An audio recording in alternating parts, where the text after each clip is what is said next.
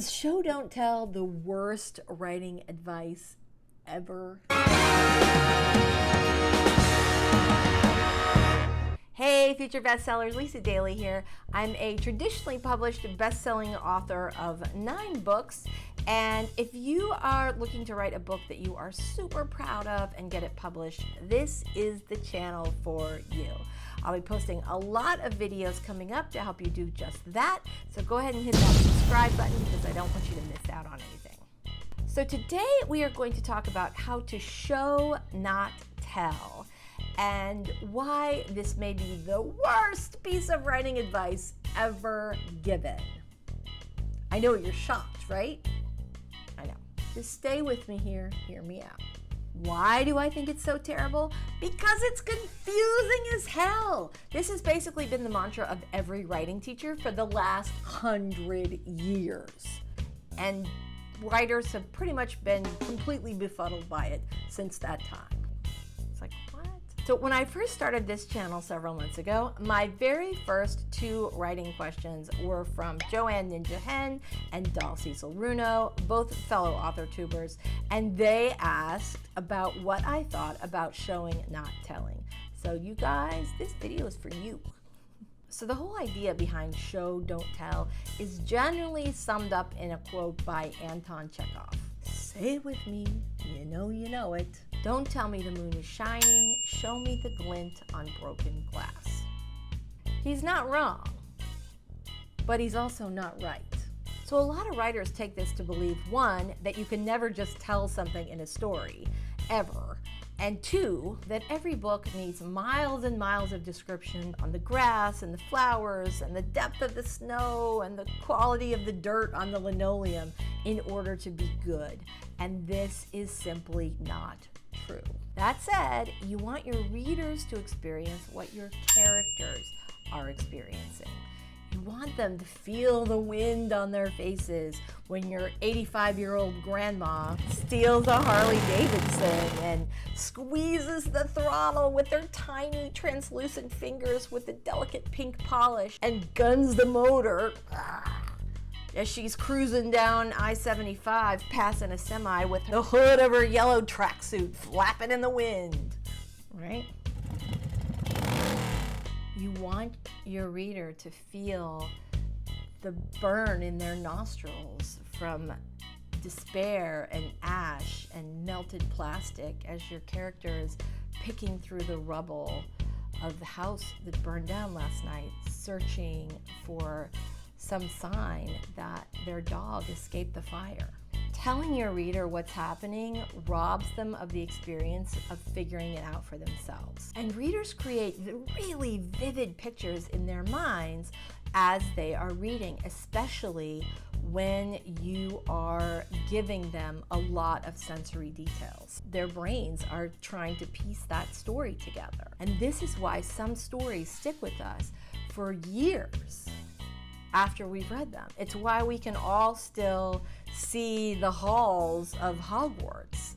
Those pictures that we create in our minds are so much more permanent than something that someone just tells us. But show, don't tell doesn't cut it. If you want to suck your reader into the story and keep them there, you need to immerse, don't tell. Immersing your reader in the story means that you're using all of your sensory details, not just visual cues. A weird scratching in the attic can be just as terrifying as a monster in the doorway. In this video, I'm going to give you 3 tips on how to use the immerse, don't tell technique, and I'll give you some concrete examples of when you should use telling instead.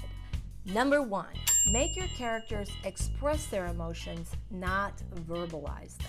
Is your character angry? Don't have her say, "I'm so pissed at you." Let the reader see your character shaking or clenching her fist while she's sleeping, or primal screaming alone in her car in the very back row of the mall parking lot. You want your reader to connect with your character, and having your reader experience those emotions right along with your character is a really great way to do that. That is actually how we bond with our friends. And using this technique keeps your reader bonded to your character. Number 2, upgrade your adverbs and your other signal words. So adverbs have gotten a bad rap. And there are a lot of writers who will tell you you should never use them at all. And I disagree with that. Obviously, adverbs are a necessary and vital part of speech, but they do clue you into an opportunity to add in immersive details.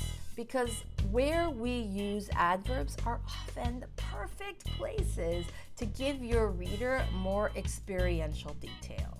So instead of saying, "Stop it," he yelled menacingly, find a better way to let your reader know how menacing this character really is. I mean, is he popping baby chicks into his mouth like popcorn? Does he have blood on his knuckles? Is there a bulge of a gun under his coat? Or as he cornered his employee at the office Christmas party, his breath hot with the stench of Glenlivet against her turned cheek.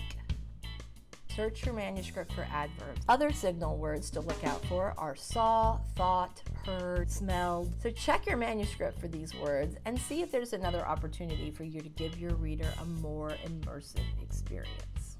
Number 3, use vivid action verbs. Don't just use the most common form of the verb. Break out that thesaurus and tell your reader exactly what you mean. Does your character just leave the house after a fight at a backyard barbecue? Or does he flee? Does he saunter? Does he scamper? Number 4, it's not just your reader who should be experiencing these immersive details, your character should as well. So our octogenarian grandma doesn't just boost a Harley and peel out of the parking lot. She feels it too, from the spray of gravel on the head nurse's Corolla to catching herself grinning in the mirror as she rolls out of the parking lot. So now that you know how to immerse your reader in a story instead of just telling them about what is happening, let's talk about when you should use telling. When should we use telling? When we're speeding through the mundane, boring stuff that we need to connect all of our scenes together, information that the reader needs to know, but that isn't that exciting to read about. Like packing for a trip. Do we need to see our character fold his underwear carefully into squares? No, we do not. Not unless he's packing live reptiles or a nuclear weapon. We don't need to experience meetings or classes or a trip to the grocery store where nothing happens. We don't need to experience poring over 7 hours worth of documents in order to solve a murder. We just need the eureka moment. We tell sparingly to explain a little backstory, to explain that time has passed, to get us from one place to another, to keep the reader grounded in dialogue. And finally, we use telling when we need to highlight an absolutely critical action or thought. And use it sparingly for that. Readers are smart and they like to figure things out for themselves. You don't need to explain everything to them. They got it. If you have any questions about what we talked about today, be sure to drop me a line in the comments section below, and I will either answer you in the comments or I will answer it in a future video. This video is part of the awesome AuthorTube seminar series, affectionately known as WORDSTOCK, which is a series that was conceived by Robert Jones, the story detective, and it brings together a lot of different writers from varying levels of experience, from brand new aspiring authors all the way to published best-selling authors and everybody in between. There are a lot of really amazing perspectives, and if you want to see all those videos on how to show, not tell, be sure to check out the playlist right there. And if you're still in the outlining stage, you might find this video super helpful. Check it out, and I will see you over there. Thank you so much for watching today. You can do this. I know you can. Okay? Let's get right. See you next time.